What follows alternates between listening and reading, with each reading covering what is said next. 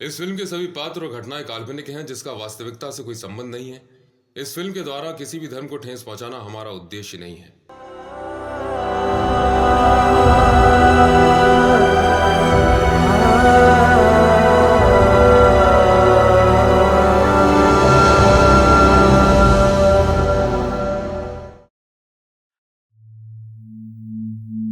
आज एक बार फिर दहशतगर्दों ने आतंकी हमला करके भारत की इस धरती को लहूलुहान कर दिया है। इस बार उन्होंने निशाना बनाया है पठानकोट में इंडियन आर्मी के बेस को। भारतवर्ष के कुछ 7 जवान शहीद हो चुके हैं और 20 से ज्यादा जवान गंभीर रूप से जख्मी हो चुके हैं। इस आतंकी हमले के चलते भारत भर में हाई अलर्ट घोषित किया गया है और मुंबई जैसे शहरों में रेड अलर्ट। यूनाइटेड नेशंस ने भी इस आतंकी हमले की कड़ी निंदा की। इस आतंकी हमले में लेफ्टिनेंट कर्नल निरंजन ने आतंकियों का डटकर मुकाबला किया और 5 गोलियां खाकर भी 4 आतंकियों को मार गिराया। लेकिन भारतवर्ष की रक्षा करते करते लेफ्टिनेंट कर्नल निरंजन शहीद हो गए। आइए हम सब मिलकर भारतवर्ष के इस वीर, इस निडर, इस जाबाज सैनिक को राष्ट्रगान से आखिरी सलाम दें। जय हिंद। देशभक्ति का इतना ही शौक था तो आर्मी में ही क्यों नहीं भर्ती हो गए? कम से कम कोई नौकरी होती तो हमें ये दिन तो नहीं देखने पड़ते। 120 करोड़ लोग हैं हिंदुस्तान में, लेकिन वो भी पहले अपना घर संभालते हैं और फिर इस देश के बारे में सोचते हैं। एक तुम ही हो जिसे अपना घर परिवार छोड़ के इस देश की पड़ी है। अरे क्या कर लिया तुमने इस देश के लिए और इस देश ने तुम्हारे लिए? हाँ, एक ढंग की नौकरी तो दिलवा नहीं सका, और जो नौकरी तुम्हें मिल भी जाती है उसे तुम 2-3 महीने से ज्यादा करते नहीं हो। क्या एक तुम ही हो पूरी कंपनी में जिसे करप्शन दिखाई देता है? बाकी लोगों की तरह तुम भी अपनी आंखें, अपना मुंह बंद करके एक नौकरी नहीं कर सकते। ऐसे ही चलता रहा तो हम कैसे पैसे इकट्ठे कर पाएंगे अपनी बच्ची के ऑपरेशन के लिए? बोलो।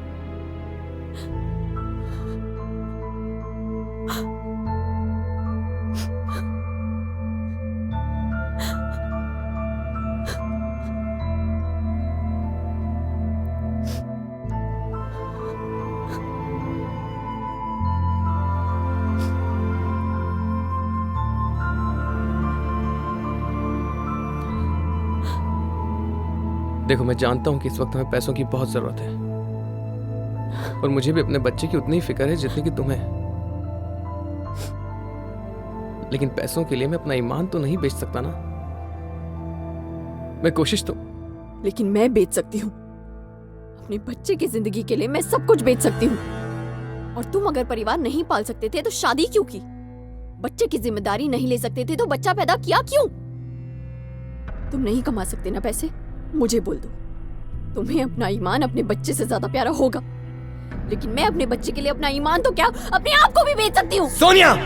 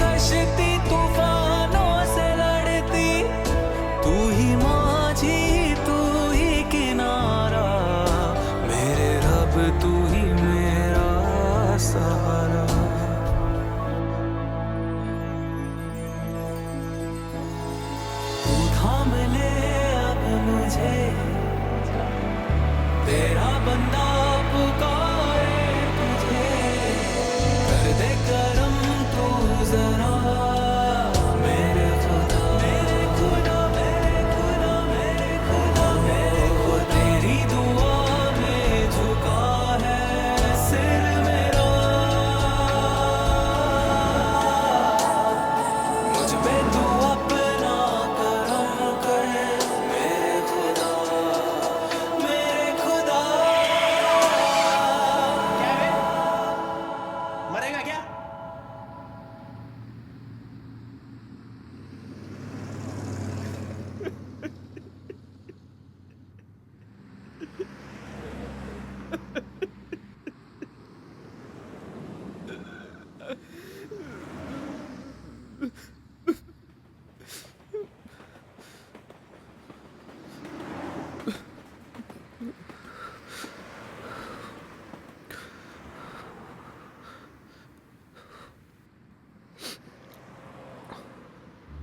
अस्सलाम वालेकुम। वालेकुम अस्सलाम भाईजान। हिंदुस्तान पहुंचने में कोई तकलीफ तो नहीं हुई? मौत की आंधी को अपना सफर तय करने में कोई तकलीफ नहीं होती भाईजान। और तकलीफों का कहर तो अब हिंदुस्तान की सरजमी पर गिरेगा। खुदा कसम इस बार मौत का ऐसा मंजर दिखाऊंगा इन हिंदुस्तानियों को कि इनकी रूहें तक कांप जाएंगी। और फिर भाईजान इस हिंदुस्तान में हमारी हुकूमत की शुरुआत होगी। आमीन आमीन आमीन मेरे बच्चे। खुदा तुम्हें जन्नत जरूर नसीब करेगा मेरे बच्चे। सुम्मा आमीन भाईजान। ब्लूप्रिंट्स मिले? हाँ भाईजान, मैंने वो ब्लूप्रिंट्स हासिल तो कर ली हैं, पर पता नहीं यहाँ की पुलिस को मेरे यहाँ होने की खबर कैसे लग गई। वो कुत्ते की तरह मेरे पीछे पड़ी हुई है। इसलिए मैंने वो ब्लूप्रिंट्स एक खुफिया जगह पर छिपा दिए। अयूब खान भले ही मिट जाए भाईजान, मगर हम अपनी जन्नत को हर कीमत पर आजाद करा के रहेंगे। अयूब अयूब अयूब, कुछ करो मेरे बच्चे, कुछ करो। जन्नत से बस कुछ ही कदम दूर हो तुम अब। अपने बंदे पर भरोसा रखो भाईजान। मैं इस मिशन को किसी भी कीमत पर नाकामयाब नहीं होने दूंगा। खुदा हाफिज।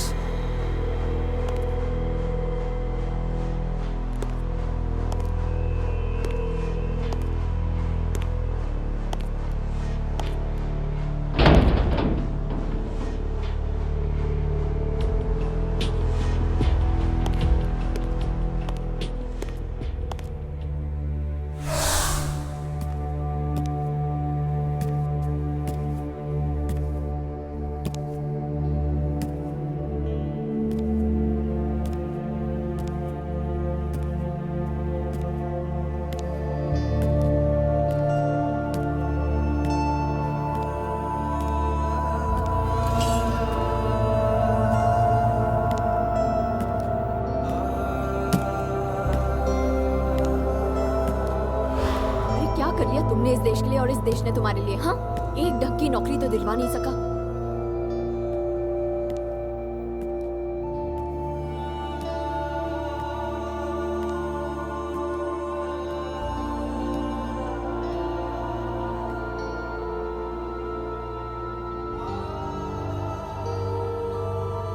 ऐसे ही चलता रहा तो हम कैसे पैसे इकट्ठे कर पाएंगे अपनी बच्ची के ऑपरेशन के लिए? तुम नहीं कमा सकते ना पैसे? मुझे बोल दो। तुम्हें अपना ईमान अपने बच्चे से ज्यादा प्यारा होगा, लेकिन मैं अपने बच्चे के लिए अपना ईमान तो क्या अपने आप को भी बेच सकती हूँ। सोनिया!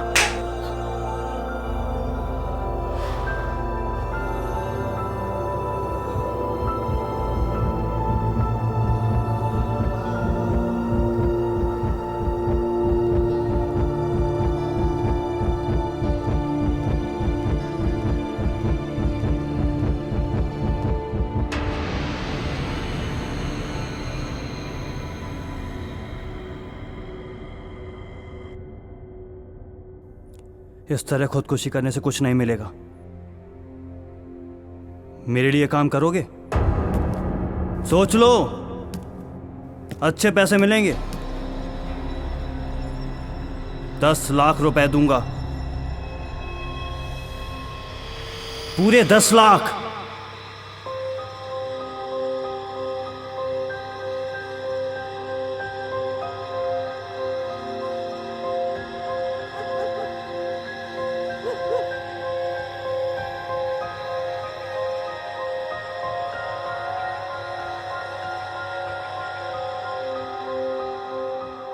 करना क्या होगा?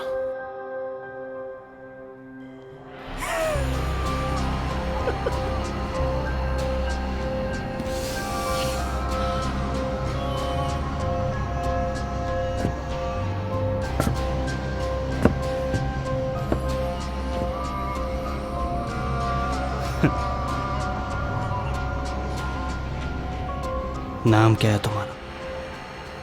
सूत्रों से मिली खबर के अनुसार आयुब खान नाम का एक खतरनाक आतंकवादी मुंबई में देखा गया। आप लोगों से गुजारिश है कि जब तक जरूरी ना हो आप घर से बाहर ना निकलें। पुलिस और सेना के जवान बड़ी ही मुस्तैदी से आयुब खान की तलाश में लगे।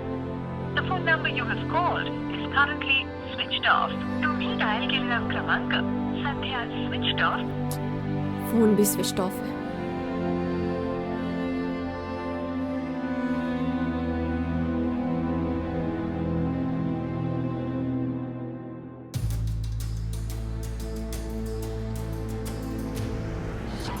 ओशीवारा पुलिस स्टेशन के आगे से एक सड़क बैक रोड की तरफ मुड़ती है।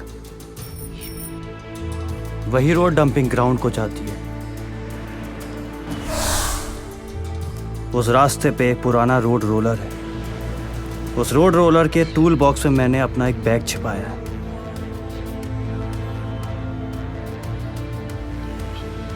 तुम्हें वो बैग वहां से निकालना है।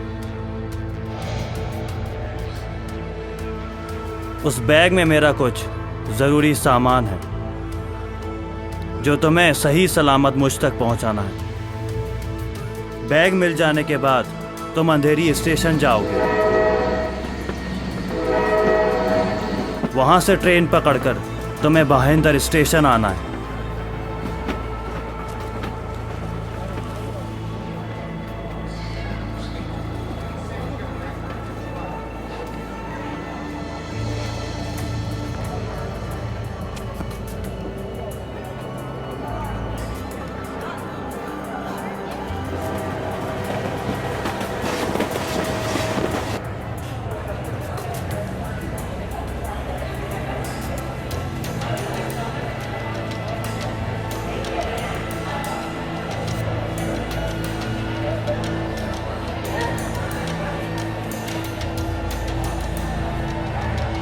₹10 लाख दूंगा।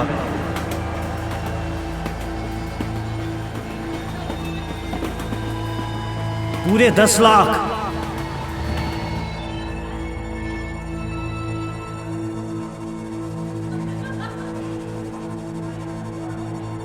अबे कहाँ ले जा रहा है? अरे चलना यार। अरे बता तो सही। अरे चलना। अबे क्रांतिकारी के पोते इतने झंडों का करेगा क्या? अरे तू बैग पकड़ तो फिर जाके इसकी देशभक्ति। Happy independence day bro. Thank you.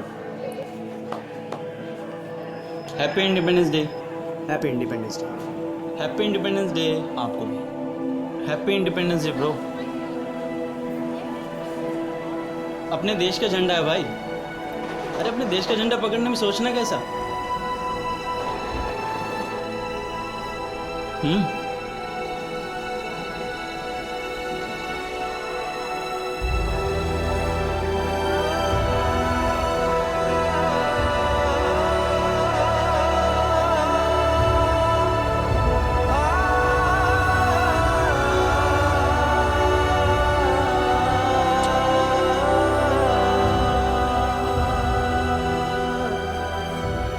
Happy independence day. Thank you.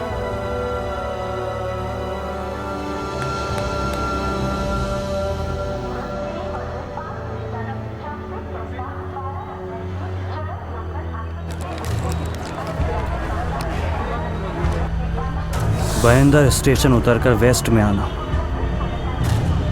इस बात का ध्यान रखना कि कोई तुम्हारा पीछा ना कर रहा।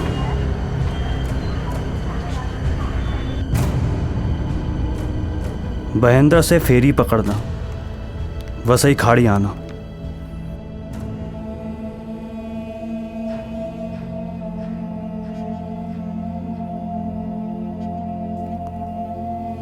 उत्तन बीच पे मैं तुम्हारा इंतजार कर रहा हूँ।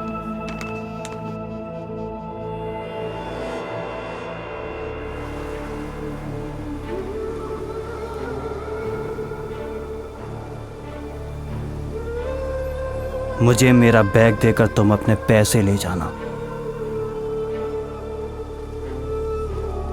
उसके बाद ना तुम मुझे जानते हो और ना मैं तुम्हें।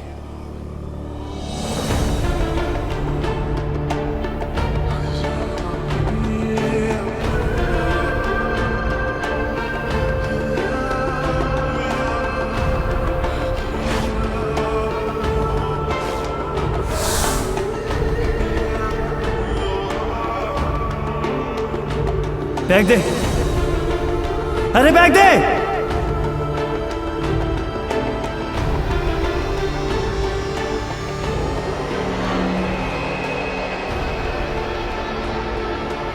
ब्लूप्रिंट्स कहाँ हैं?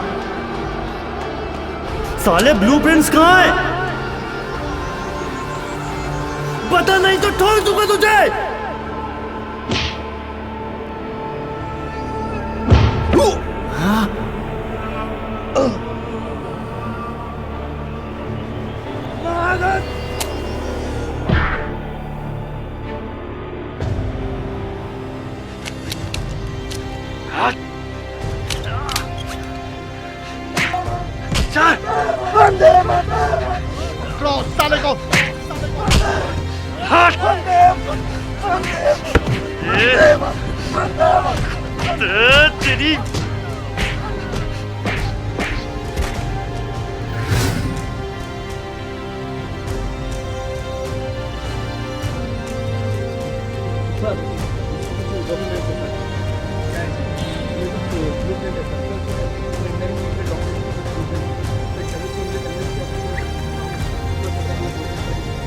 इसमें ब्लूप्रिंट है।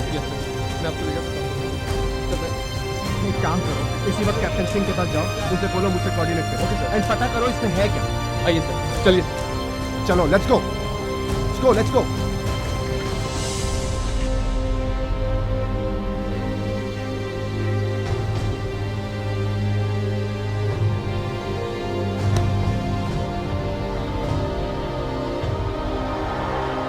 Good job. Thank you sir.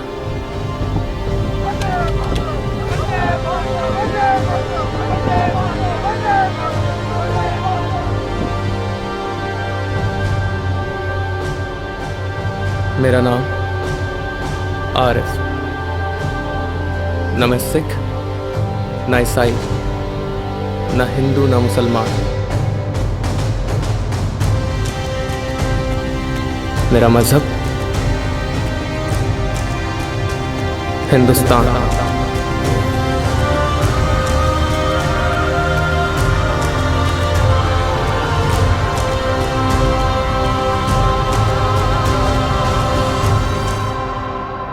Arif Khan की वीरता और देशभक्ति को देखते हुए भारत सरकार ने उन्हें ब्रेवरी अवार्ड देने की घोषणा की है और इंडियन आर्मी ने उन्हें टेरिटोरियल आर्मी में नियुक्त करने का निर्णय लिया है। आरिफ खान एक जीता जागता उदाहरण है इस बात का कि मजहब आतंकवाद नहीं सिखाता और किसी सच्चे देशभक्त का कोई मजहब नहीं होता। पिक्चर देख ली? अब लाइक करो, सब्सक्राइब करो। पूरे 10 लाख रुपए दूंगा। 100 के नोट दोगे ना?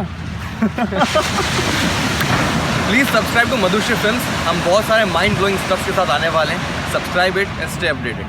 Please motivate us. Thank you.